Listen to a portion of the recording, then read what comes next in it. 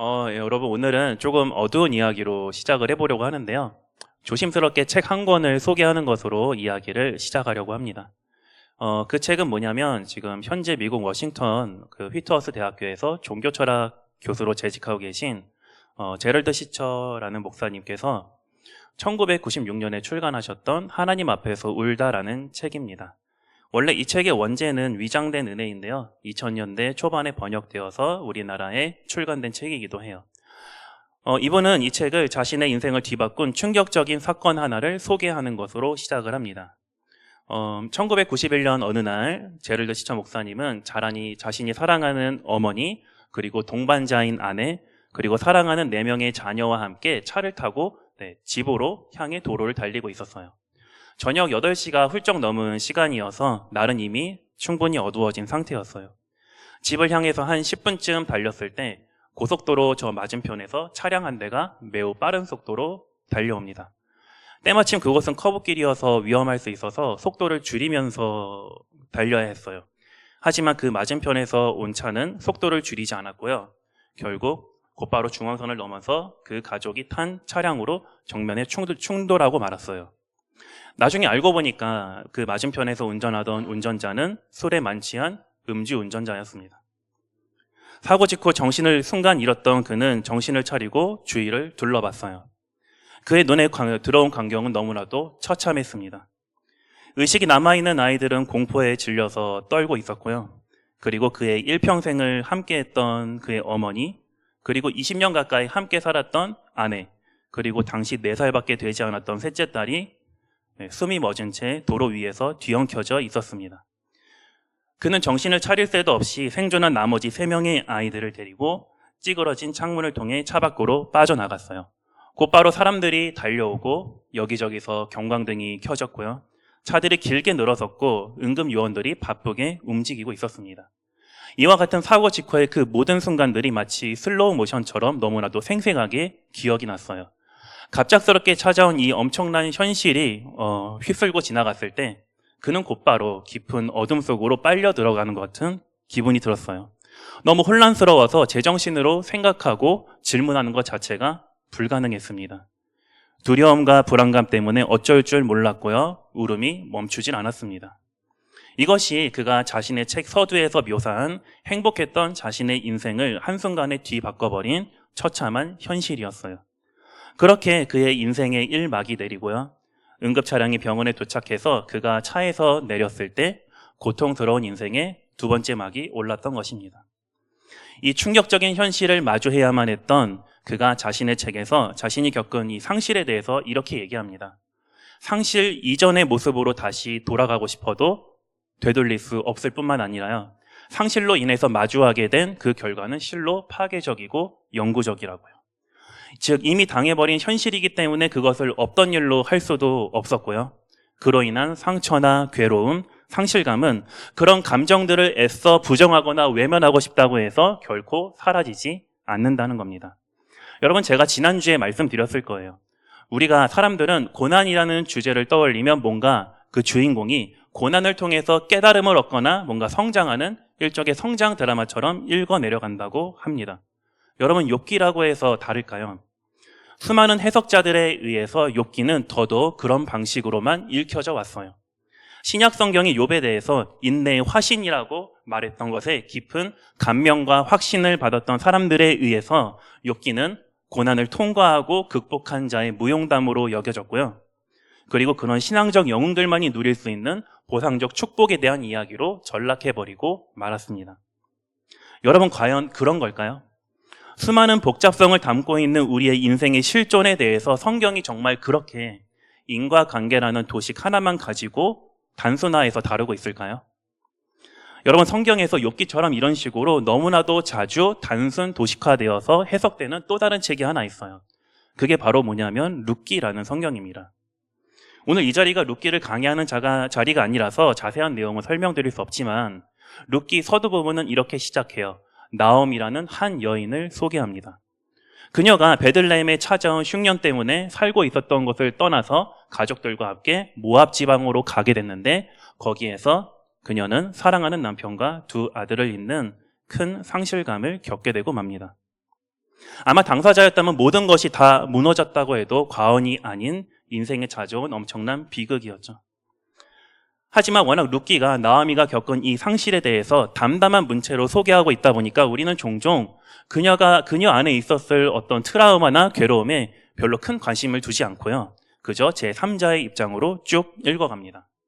그리고 룻기 결말 부분에 하나님이 보아스와 룻을 통해서 오벳이라는 아들을 나오미의 품에 안겨주셨다는 그 구절 하나만 보고 나오미 안에 있었던 이 모든 아픔과 상실감이 하나님이 주신 축복으로 인해서 전부 다 해소됐을 것이라고 착각합니다. 그런데 여러분, 정말로 과연 그럴까요? 오늘 우리가 이 욥기의 마지막 결말 부분을 읽었는데요. 하나님이 욥에게 고난당하기 이전보다 2배의 재산으로 회복시켜 주셨다는 것으로 욥기가 끝나게 돼요. 여러분, 하나님이 이런 식으로 정말 딸깍하고 욥의 재산을 회복시켜 주시면 욥의 영혼 안에 있던 그 깊은 상처나 트라우마, 상실감은 정말로 말끔하게 해소되는 것입니까? 정말로 욥은 고난당한 이후에도 고난당하기 이전처럼 예전의 삶으로 회귀할 수 있을까요? 제가 앞서 소개한 책의 저자이신 제럴드 시처 목사님은 그게 불가능하다고 그의 책에서 얘기하고 있습니다. 고난으로 인해서 직면하게 된 괴로움과 상실감을 외면한다고 해서 피할 수 있는 게 결코 아니라는 것이죠. 이 말은 달리 표현하면 어둠 저 반대편에 있는 밝은 빛을 잡으려고 그쪽을 향해 다름질하면 할수록 그 빛은 더 빠른 속도로 도망가서 결국 손에 잡히지 않는다는 것입니다. 이와 같은 고난 속에 담긴 이런 깊은 의미를 단 한 번이라도 신중하게 숙고해보지 않은 사람들은요, 욥과 나오미를 그저 아주 단순하게 고난을 극복한 믿음의 영웅들로 추앙할 것이고요. 더 나아가 그런 그들을 본받아서 혹여나 자신에게도 그런 고난이 닥친다고 할지라도 너무나 의연하게 대처할 수 있는 미래의 자신 멋진 모습을 상상해 보기도 할 겁니다. 네, 이처럼 고난의 당사자가 아닌 욥기의 독자들은요, 욥의 친구들처럼 욥의 고난을 관망하는 관객의 자리로 물러나게 됩니다. 점차 고난이라는 주제를 자신과는 상관없는 주제로 타자화하려고 할 거예요. 그렇다면 여러분, 욥기가 궁극적으로 말하고 싶어하는 고난으로부터의 치유와 회복은 무엇일까요? 그것은 많은 사람들이 착각하는 것처럼 고난의 이전의 삶으로 회귀하는 것일까요? 오늘 우리가 읽은 이 욥기 마지막 장을 통해서 고난이 디폴트일 수밖에 없는 가련한 우리 실존에 하나님이 어떤 대답을 하고 계실지 오늘 그 부분에 대해서 함께 살펴보려고 합니다. 여러분, 우리는 지난 2주간에 걸쳐서 인간이 다다를 수도 없고 알 수도 없는 저 천상에서 일어난 일로 인해서 당대의 지혜자이자 의인이었던 욥에게 까닭없는 한순간에 고난이 찾아와 그의 모든 삶이 무너지게 되었다는 사실을 확인했어요. 먼 곳에서 온 욥의 친구들이 처음에는 욥을 위로하기 위해서 찾아왔지만 욥이 하나님이 의인과 악인을 죽음으로 동일하게 대하신다는 그들의 아킬레스건을 건드리자 거기에 발끈하죠. 그래서 이렇게 얘기합니다. 욥, 네가 고난을 당하게 된 것은 네가 죄를 지었기 때문이야. 하나님은 인과응보라는 이 원리 안에서만 움직이시는 분이셔라고 곧바로 응수하면서 욥을 정죄해버리죠. 하지만 욥은 그런 친구들의 지혜에 맞서서 아니야, 나는 죄를 짓지 않았어. 그럼에도 불구하고 하나님이 나에게 고난을 주셨어 라고 하면서 일관되게 주장을 합니다. 그러면서 욥은 자신의 억울함과 괴로운 심정, 마음의 상처와 심지어 죽고 싶은 심정까지도 하나님 앞에 쏟아놓으면서 절절하게 호소하죠. 저 친구들은 알아주지 못해도 하나님은 자신의 억울함과 괴로움도 그리고 자신의 모든 상황도 다 알아주실 것이기 때문입니다. 그래서 욥은 친구들과 대화하는 내내 하나님을 만나 뵙고 싶고 그분의 대답을 듣고 싶다고 말합니다. 하지만 친구들과의 논쟁이 지속되는 동안 하나님은 욥의 절규와 울부짖음에 침묵하셨어요. 마치 우리가 거대한 연못 속에 동전을 던지지만 아무 소리 없이 삼켜져 사라져 버리고 마는 그 모습처럼 말이죠. 이처럼 여러분, 하나님을 찾는 욥의 부르짖음은요, 하나님의 침묵 속에 계속해서 묻혀졌습니다. 하지만 욥은 아무 일도 일어나지 않을 것처럼 보이는 그 하나님이라는 거대한 연못에 계속해서 동전을 던져요. 하나님을 대면하고 싶고 그분의 대답을 듣고 싶다는 그분을 갈망하는 동전 말이죠. 그런데 여러분, 오늘 우리가 읽지는 않았지만 욥기 38장을 보면 욥기에 등장하는 그 모든 등장인물들이 입을 다문 바로 그때에 욥이 그토록 만나 뵙기를 갈망했던 하나님이 드디어 그의 눈앞에 나타나셨습니다. 그리고 하나님은 입을 여셔서 욥의 바램대로 대답하기 시작하셨어요. 욥이 그토록 기다려왔던 순간입니다. 만약에 여러분이 욥이라면 그토록 만나고 싶어했던 하나님을 드디어 뵙게 됐는데 그 하나님이 어떤 대답을 해주셔야 가장 만족할 만한 답변이 될 수 있을 거라고 생각합니까? 자신이 고난당한 이유에 대해서 하나님이 속 시원하게 다 얘기해 주시면 마음에 좀 위로가 될까요? 그렇게 하면 왜 자신이 고난을 당해야만 했는지 충분히 납득이 될까요? 하나님이 저 천상에서 사탄이랑 내기한 썰이라도 푸셔야지 자신이 당한 고난이 납득되고 해소가 될까요? 하지만 여러분, 하나님은 그 고난의 이유에 대해서 대답하지 않으셨어요. 예상과 다르게 오히려 질문을 던지십니다. 우리 여러분 다 같이 38장 2절 말씀을 함께 읽도록 하겠습니다. 읽겠습니다. 시작. 내가 누구이기에 무지하고 헛된 말로 내 지혜를 의심하느냐? 네, 하나님은 네가 누구이기에 무지하고 헛된 말로 내 지혜를 의심하냐고 말씀하세요. 여기서 하나님의 지혜라는 것은요, 하나님의 창조 원리를 가리킵니다. 즉 하나님이 이 세상을 창조하시고 그 세계를 운영하고 경영하시는 그 원리를 얘기해요. 그런데 지금 그 원리에 대해서 무지하면서, 즉 제대로 알지 못하면서도 떠들어대고 있는 사람이 있다는 것입니다. 여러분, 그렇다면 지금 하나님이 지목하고 계시는 그 사람, 그 무지한 사람은 도대체 누구를 가리키는 걸까요? 하나님은 이 질문을 마치시고 나서요, 곧바로 사람들을 세상이 창조되던 태고의 시공간으로 초청하세요. 좀 더 정확히 말하면 사람이 창조되기 이전의 창조 세계로 그들을 초청하신 겁니다. 그리고는 질문하세요. 내가 이 세상의 토대를 만들었을 때 너 어디 있었니? 누가 이 지구의 크기를 정했는지, 누가 이렇게 커다란 것을 측량해서 건축했는지 너는 알고 있니?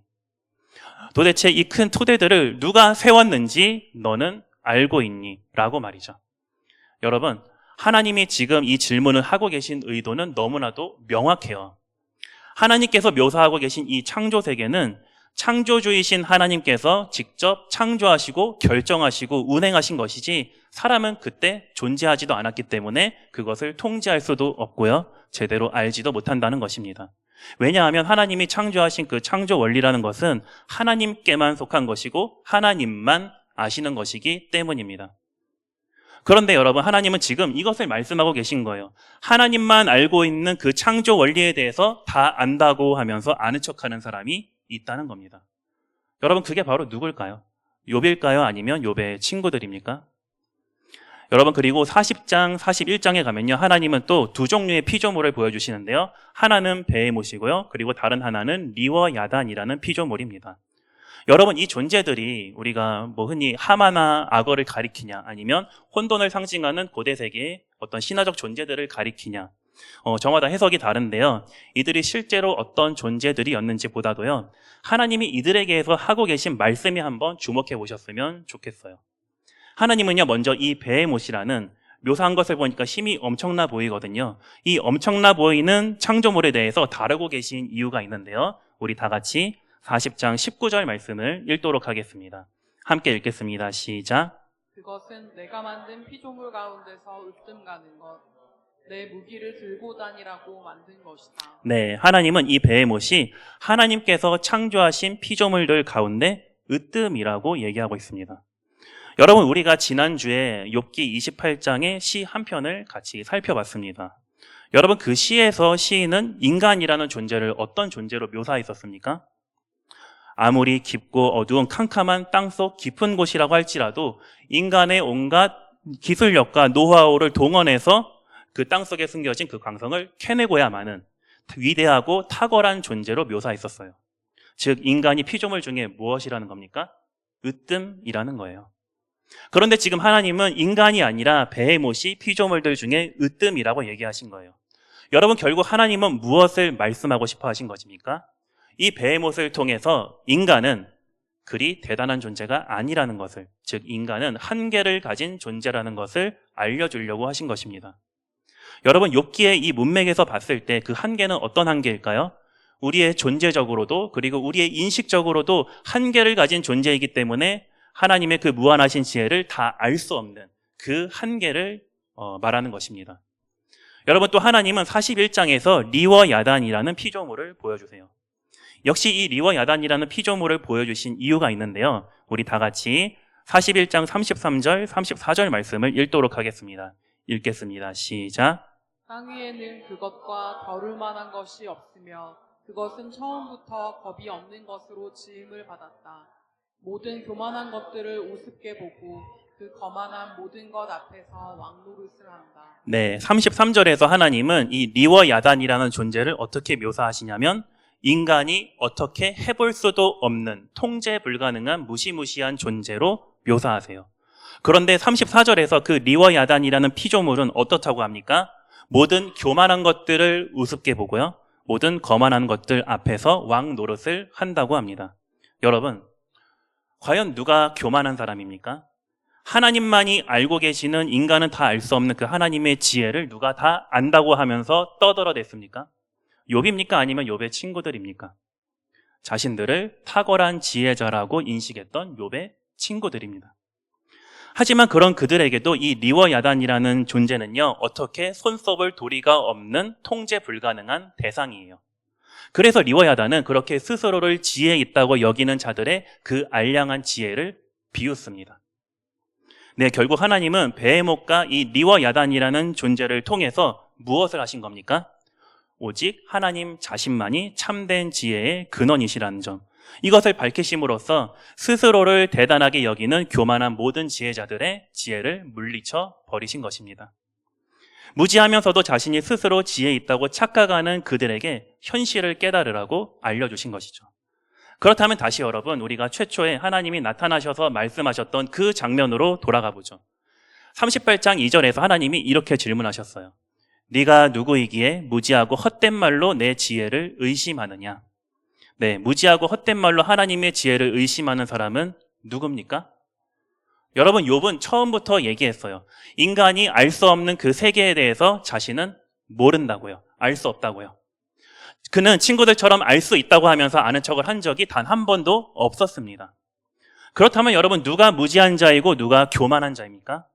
처음부터 하나님의 이 모든 질문들은요, 바로 사실은 욥의 친구들을 겨냥한 말씀들입니다.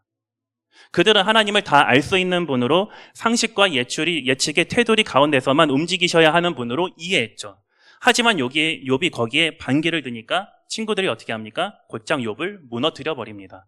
왜 그랬을까요? 자신들의 안녕과 생존을 위해서요. 그들의 신학은 철저히 자신들의 평안을 세우기 위한 신학에 불과했어요. 지극히 자기 중심적이었고요. 자기 몰입적이었습니다. 자신들의 안녕을 위해서라면 고난을 겪고 있는 이 욥 한 사람의 인생이 어떻게 해석되든 말든 그들에게는 아무런 상관이 없었던 겁니다. 그렇게 욥의 친구들은요, 고난을 자신들과는 아무 상관없는 주제로 점점 밀어내면서 점차 타자화해 갔고요. 이렇듯 욥을 위로하는 자리에서 점차 욥의 고난을 관망하는 관객의 자리로 물러나게 되는 것입니다. 이제 욥의 주변에는 더 이상 욥의 마음을 위로해줄 위로자가 없었어요. 하지만 바로 그때 오늘 누가 나타나셨습니까? 바로 하나님이 나타나셨죠. 왜 그러셨을까요? 하나님은 욥의 친구들을 진정한 지혜의 자리로 초청하시기 위해 나타나신 것이기도 했지만 한편으로는 고난 중에 있는 욥을 위로해 주시기 위해서 나타난 것이기도 했습니다. 하나님의 등장은 절대 고독 속에 있었던 욥에게 참된 위로자가 찾아오신 순간이었어요.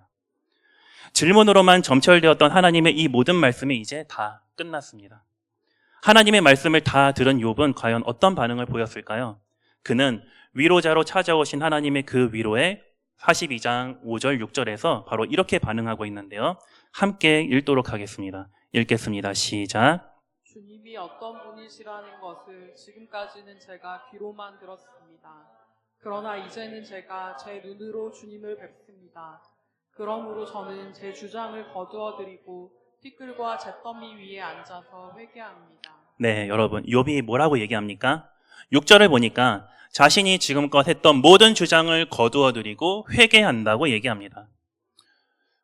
여러분, 지금 욥이 하는 이 말이 이해가 되십니까? 욥은 그동안 지금껏 무엇을 주장해 왔습니까? 자신의 무죄를 주장해 왔죠. 그리고 그런 자신에게 하나님이 고난을 주셨다는 것도 일관되게 주장해 왔습니다. 그렇다면 여러분, 지금 욥은 자신의 무죄를 철회하는 걸까요? 알고 보니까 욥 스스로조차 발견하지 못했던 죄가 있었던 것이고 결국 자신이 고난받아 마땅한 인간이었다는 것을 스스로 인정하게 된 걸까요? 여러분, 만약 이것이 맞다고 한다면 한 가지 큰 문제가 발생합니다. 어떤 문제죠? 결국은 친구들의 말이 맞았다는 얘기가 됩니다. 그리고 더 심각한 것은 욥기 1장에서 욥을 지혜자이자 의인이라고 인정하셨던 하나님의 말씀도 틀린 말씀이 되는 것입니다. 이 말은 바꿔 말하면 하나님이 지금까지 욥을 제대로 잘 모르고 계셨다는 소리가 되고 마는 것입니다. 이것은 우리가 지금까지 보아왔던 욥기의 흐름과는 전혀 맞지가 않죠. 그래서 지금 욥이 자신에게 죄가 없다, 이 주장을 처리하고 있는 것은 분명히 아닌 것 같아요. 그러면 여러분 무엇일까요? 이 구절에 대해서 어떤 학자분들은 이렇게 얘기를 합니다. 욥이 철회한 주장은 욥이 자신의 무죄를 철회한 것이 아니라 나는 떳떳하고 의로운데 하나님은 그런 나를 부당하게 대하셨기 때문에 하나님은 나의 이 앞뒤 사정을 충분히 설명해 주시고 자신을 지지해 주셔야만 한다라고 주장하는 욥의 오만함이었다고 해석을 합니다. 바로 이 오만함을 철회했다는 것이죠. 여러분, 정말 과연 욥이 자신의 오만함을 철회했을까요? 자신이 죄를 짓지 않았던 것은 분명한데 그 고난을 겪는 과정 중에서 하나님에 대해서 무언가 함부로 말하거나 건방지게 말했던 것에 대해서 정말로 욥이 철회하고 회개한 것일까요? 여러분, 지금까지 욥이 했던 이 말에 대해서 하나님이 오늘 뭐라고 평가하시는지 한번 들어보세요. 다 같이 42장 7절 말씀을 함께 읽도록 하겠습니다.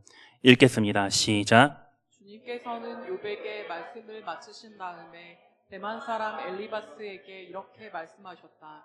내가 너와 내 두 친구에게 분노한 것은 너희가 나를 두고 말할 때에 내 종 욥처럼 옳게 말하지 못하였기 때문이다. 네, 하나님이 욥의 친구들 중 엘리바사라는 사람에게 이렇게 말씀하셨죠. 내 종 욥은 나에 대해서 옳게 말했다. 하지만 너희는 욥처럼 옳게 말하지 못했다. 여러분, 욥을 향한 하나님의 부드러운 사랑의 음성이 들리십니까? 욥을 위로하시는 하나님의 따뜻한 음성이 느껴지세요? 하나님은 지금껏 욥기 전체를 통틀어서 하나님께 했던 그 모든 말들에 대해서 뭐라고 말씀하시냐면 옳게 말했다고 인정해 주셨어요. 여러분, 그동안 그가 무슨 말을 했습니까? 욥은 하나님께 탄식했어요. 때로는 원망하며 불평했어요. 하나님이 자신을 부당하게 공격하셨다고 하면서 고발했습니다. 심지어 그는 차라리 태어나지 않았으면 좋을 뻔했다고, 이제 자신의 생명을 거두어 달라고 죽고 싶은 심정까지 쏟아놨어요. 그런데 하나님은 이 욥의 모든 부르짖음에 대해서 욥이 옳게 말했다고 말씀해 주셨어요. 여러분, 이게 바로 우리 가운데 진정한 위로자로 찾아오신 하나님의 사랑의 음성입니다. 아무도 자신의 억울함과 괴로움과 고난으로 인해 생긴 영혼의 깊은 상처와 아픔을 인정하지도 알아주지도 않았지만 그 짙은 절대 고독이라는 어둠 속에서 하나님만은 그를 알아주셨고요. 그에게 위로의 빛이 되어주셨어요. 이처럼 하나님은 욥의 편을 들어주셨고 그의 손을 들어주셨습니다. 여러분, 그렇다면 우리는 6절에서 말한 욥의 발언을 이제 어떻게 이해해야 될까요? 저는 욥이 자신의 어떤 주장을 철회했다거나 회개했다고 보이지가 않아요. 그래서 저는 이 구절에 대한 새로운 번역을 제안드리고 싶은데요. 특별히 송민원 교수님의 번역을 그 대안으로 제시하고자 합니다. 우리 다 같이 6절 말씀을요, 새로운 번역으로 같이 한번 읽어보도록 하겠습니다. 읽겠습니다. 시작. 저는 이 흙먼지와 잿더미 위에서 멸시를 당해왔습니다만 이제 위로를 받습니다. 네, 여러분, 바로 이거예요. 이게 바로 욥이 그토록 지금까지 갈망해왔고 궁극적으로 원했던 것입니다. 그는 친구들이 자신의 고통에 공감하고 위로해 주기를 원했어요. 하지만 친구들은 지혜랍시고 온갖 신학적인 수사들을 동원하면서 욥에게 심한 멸시를 줬고요. 이 때문에 욥은 마음에 깊은 상처를 얻었습니다. 안 그래도 괴로운데 친구들 때문에 욥은 더 죽고 싶은 마음뿐이었고요. 빨리 죽어서 하나님 곁으로 가고 싶은 마음뿐이었어요. 그런데 그가 그토록 간절하게 뵙고 싶었던 그 하나님이 오늘 욥에게 찾아오신 겁니다. 하나님을 뵙기 이전에는 욥은 그분의 임재와 음성이 그렇게 간절했었어요. 그분을 만나기만 한다면 하나님 도대체 왜 그러셨어요? 라고 이것저것 다 물어보고 싶었어요. 그런데 이제 그 하나님이 자신 앞에 나타나 자신을 만나주시고 말씀해 주셨어요. 욥, 그래, 네가 했던 말이 다 옳았다라고요. 그래서 욥은 하나님께 대답합니다. 하나님, 이제 제가 위로를 받습니다. 이 한마디만 하고 욥은 더 이상 아무 말도 하지 않아요. 왜냐하면 그가 묵혀두었던 하나님을 뵙기만 한다면 이것저것 물어보고 싶었던 머릿속을 스쳐 지나간 수많은 실존적인 질문들이 이제는 더 이상 필요가 없어졌거든요. 하나님이 고난 중에 있는 자신과 여전히 함께 계셨다는 그 사실을 이제는 눈으로 확인했기 때문에 더 이상 그분께 질문할 필요가 없어졌던 것입니다. 그래서 욥은 여러분 5절에서 이렇게 고백할 수 있었어요. 함께 읽도록 하겠습니다. 읽겠습니다. 시작. 저는 당신을 귀로 들어왔습니다만 이제 제 눈으로 당신을 봅니다. 네, 하나님은 이렇게 욥을 만나 주셨어요. 자신들의 평안을 위해 욥의 고난을 철저히 타자화했던 친구들과는 달리 하나님은 고난 중에 있는 욥과 함께 계셨고요. 도리어 욥의 말이 옳다고 하심으로써 욥의 모든 고통을 다 끌어안아 주셨습니다. 오직 하나님만이 그의 진정한 위로자가 되어주신 순간이었어요. 사랑하는 여러분, 요즘 어떤 것을 위해 기도하십니까? 아마도 우리의 대부분의 기도는요, 다 이런 거일 거예요. 걱정거리 없게 해주세요. 고민거리 없게 해주세요. 이 테두리 안에서 크게 벗어나지 않을 겁니다. 그러나 여러분, 우리가 태어났을 때부터 오늘에 이르기까지 여러분 각자가 걸어왔던 인생의 궤적들을 주의 깊게 살펴보십시오. 아마 그것이 크게 보이든 작게 보이든 상관없이, 또 그것이 어떤 종류이든지 간에 상관없이 저마다 상실과 고통을 경험하셨던 적이 다 있으실 겁니다. 아니면 현재 그런 고통과 상실을 겪고 계신 분들이 있으실지도 모르겠어요. 바로 그런 우리의 실존에 대해서 욥기는 이야기합니다. 우리는 아무 문제 없는 그 어떤 상실이나 고통도 없는 평범한 삶을 원하지만 오히려 까닭 없는 고난이 늘 우리 곁에 있는 것이 우리의 평범한 삶이라고요. 하지만 세속사회는 계속해서 우리를 속이죠. 고난이나 죽음 같은 그런 껄끄러운 주제들을 되도록 깊이 생각하지 말고 할 수만 있다면 피하거나 통제하라고요. 어둠 저 반대편에 보이는 밝은 빛을 쫓아가서 잡으라고 한다는 것이죠. 하지만 성경은 정반대로 얘기합니다. 밝은 빛을 쫓는 게 아니라 오히려 어둠 속으로 깊이 들어가라고요. 생각하기도 싫은 그 껄끄러운 주제들을 오히려 깊이 숙고해 보라고요. 바로 그럴 때 여전히 현실은 깊은 고통 속에 있지만 그 고통 속에서 하나님의 값없는 은혜와 사랑, 그분의 한없는 위로를 발견하게 될 것이라고 말씀하고 있습니다. 여러분, 제가 설교 서두에서 언급했던 책의 저자이신 제럴드 시처 목사님의 이야기로 다시 돌아가 본다면 그분은 자신이 겪은 상실에 대해서 이렇게 얘기하셨습니다. 여러분 함께 한번 읽어보도록 할게요. 읽겠습니다. 시작. 사랑하는 이들을 잃어버린 상실을 이겨낸 게 아니었다. 오히려 나는 그 상실을 고스란히 내 삶 속으로 받아들였고 그 상실은 나의 일부가 되었다.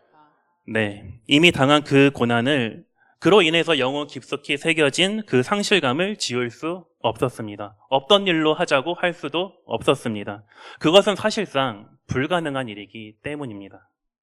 그렇다면 여러분, 우리는 어떻게 해야 될까요? 욥의 친구들처럼 도덕적 인과율이라는 그 꽃놀이패를 만지작거리면서 바꿀 수 없는 그 현실을 바꿀 수 있다며 희망 고문이라도 해야 되는 걸까요?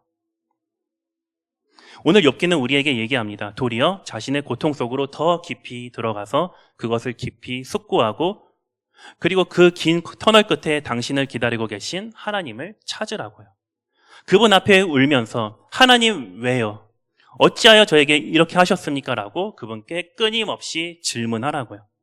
그러면 그 끝에 당신을 기다리셔서 그래, 네 말이 옳았다라고 하시면서 당신의 모든 아픔에 공감하시고 끌어안아 주시는 위로하시는 주님의 손길을 만나게 될 것입니다.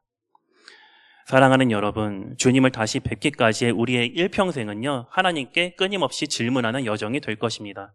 그렇게 우리가 끊임없이 그분께 묻고 질문할 때 비로소 우리는 주님의 사랑을 발견하게 될 것이고요. 그분의 은혜를 마주하게 될 것입니다. 우리 다 같이 요한계시록 21장 4절 말씀을 같이 읽도록 하겠습니다. 읽겠습니다. 시작. 그들의 눈에서 모든 눈물을 닦아주실 것이니 다시는 죽음이 없고 슬픔도 울부짖음도 고통도 없을 것이다. 이전 것들이 다 사라져버렸기 때문이다. 네, 우리 함께 이 말씀 위에 굳건히 서 있읍시다. 더 이상 우리 안에 있는 질문들이 필요가 없어질 때 바로 그날까지 하나님의 위로와 사랑을 마주해서 우리 안에 기쁨과 환희가 흘러 넘치는 바로 그 날까지 어둠에 넘어지지 말고 서 있자는 것입니다. 네, 여러분 말씀을 정리하려고 해요. 이제 여러분 욥기의 결말을 함께 살펴볼 건데요. 욥기는 독특하게도 고난당한 욥에게 하나님이 재산을 2배로 늘려주시는 장면으로 마치고 있어요. 우리 중 어떤 분들은 이 결말을 보면서 의아해 하실지도 모르겠어요. 뭐야, 결국은 또 인과응보인 거야. 욥이 고난을 결국 잘 버텼더니 하나님이 그의 믿음을 보시고 2배로 축복해 주신 그런 뻔한 이야기였던 거야 라고 하면서 합리적인 의심이 들기 시작할 겁니다. 그러나 여러분, 제가 서두에 말씀드렸어요. 부디 욥을 그런 신앙적인 영웅으로 승격시키려고 들지 말라고요. 욥이 금융치료를 받고 이전에 고통이 없던 것처럼 말끔히 해소됐을 것이라고 오판하지 말라고요. 여러분, 그동안 욥이 얼마나 많이 외쳤습니까? 자신의 괴로움을, 그리고 자신의 아픔을요, 눈물과 한숨을요. 그의 외침은 허공에 외친 것이 아니었어요. 그런데 우리가 그의 그런 목소리를 무시하고 그의 인생이 그저 해피엔딩이었을 것이라고만 생각한다면 우리 역시 우리 자신에게, 그리고 또 우리 주변 사람들에게 얼마나 수많은 오류와 실수를 범하게 될까요? 여러분, 욥기가 이런 식으로 결론을 내리고 있는 것은 결코 그 이유 때문이 아닙니다. 고난을 잘 견뎌낸 욥의 영웅적 행위에 따른 보상이 아니었어요. 여러분, 하나님이 욥에게 주신 것들 하나하나에 다 주목해 보시기 바랍니다. 욥기는요, 욥이 2배의 축복을 받은 이유에 대해서 그 어떤 이유도 말하지 않습니다. 오로지 그것은 욥의 의로운 행위와는 관계없는 까닭없이 베푸시는 하나님의 은혜의 손길의 결과였던 것입니다. 사랑하는 여러분, 우리와 하나님의 관계는 도덕과 보상의 구조가 아니에요. 도덕과 보상의 구조로 얽혀진 하나님과의 만남에는요, 그분을 향한 진정한 예배가 없고요, 우리를 향하신 그분의 진실된 사랑도 느낄 수가 없습니다. 무엇보다도 그곳에는 하나님이 계시지 않습니다. 하지만 하나님께서는 오늘 우리에게 고난에 대한 그 어떤 이유도 설명하지 않으시고 광활한 창조 세계를 보여주시면서 말씀하세요. 창조 때 하나님이 사람에게 주셨던 그 모든 것들은 그들이 잘해서가 아니었고요, 하나님의 선물이었다고요. 본래 창조주 하나님과 사람과의 관계는 도덕과 보상의 관계가 아니라 그 둘 사이에 어떤 것도 가로막을 수 없는 서로 깊이 사랑하는 사랑의 관계였다는 것입니다. 그래서 하나님은 그 광대한 창조 세계를 보여주시면서 이렇게 말씀하시는 거죠. 창조 때 만났던 그 모습대로, 서로 깊게 사랑했던 그 모습대로 우리 만나자라고 초청하시는 겁니다. 이렇듯 창조하시는 그 거대한 일에 사용하셨던 창조주 하나님의 절대적인 주권은요, 바로 우리와 같은 보잘것없는 인간에게 아낌없이 사용하고 계세요. 그리고 특별히 욥기는 고난과 상실 중에 울부짖고 있는 한 개인에게 그것을 사용하고 있다고 말씀하고 있습니다. 이것이 바로 욥기가 말하는 우리 한 사람 한 사람을 대하시고 바라보시는 하나님의 시선입니다. 20세기 루터교 신학자였던 헬무트 틸리케는요, 이와 같은 하나님의 크신 사랑에 대해서 이렇게 고백을 했는데요. 함께 읽도록 하겠습니다. 읽겠습니다. 시작. 하나님의 지극히 큰 사랑은 가장 작은 모습으로 자신을 내주고 그분의 영원한 권능은 연약하고 보잘것없는 몸속에 둥지를 튼다. 사랑의 힘은 크거나 높은 데 있지 않고 작아져 자신을 내주는 능력에 있기 때문이다. 그렇게 그분은 스스로는 결코 천국에 얼씬거리지도 못할 낮고 천한 이들 곁으로 다가오신다. 네, 이처럼 우리 주님은 우리의 연약함과 고난을 타자화하지 않으시고 오히려 자기 자신을 내어주심으로써 그 고난을 끌어안으시고 함께 고난을 받으며 고난 중에 함께 계셨던 것입니다. 그렇게 우리 안에 사랑의 둥지를 트셨어요. 도덕과 보상의 관계에서 여전히 우리의 현실이 버겁더라도 하나님과 서로 깊이 사랑하는 사랑의 관계로 나아가고자 할 때 그곳에는 진정한 예배가 있고 진정한 찬양이 있고요, 우리를 향하신 하나님의 깊은 사랑을 경험하는 자리가 되게 될 것입니다. 그리고 무엇보다도 우리 안에 하나님이 계심을 발견하게 될 것입니다. 우리 그런 하나님을 만났다면 우리 역시 내 옆에 있는 사람의 고난을 타자화하는 관객의 자리에서 벗어나서 그 고난을 함께 끌어안아주는 그 자리로 나아갔으면 좋겠습니다. 그렇게 했을 때 사람들은 그런 우리를 통해서 함께 고난받는 공동체를 통해서 하나님의 참된 위로를 경험하게 될 것이고요, 그리고 그 고난 중에도 여전히 자신과 함께 계셔서 자신을 사랑하시는 하나님을 만나게 될 것입니다. 그런 하나님을 만나 뵙고 두 눈으로 그분을 영원히 바라보는 저와 여러분이 될 수 있기를 주님의 이름으로 간절히 축원합니다.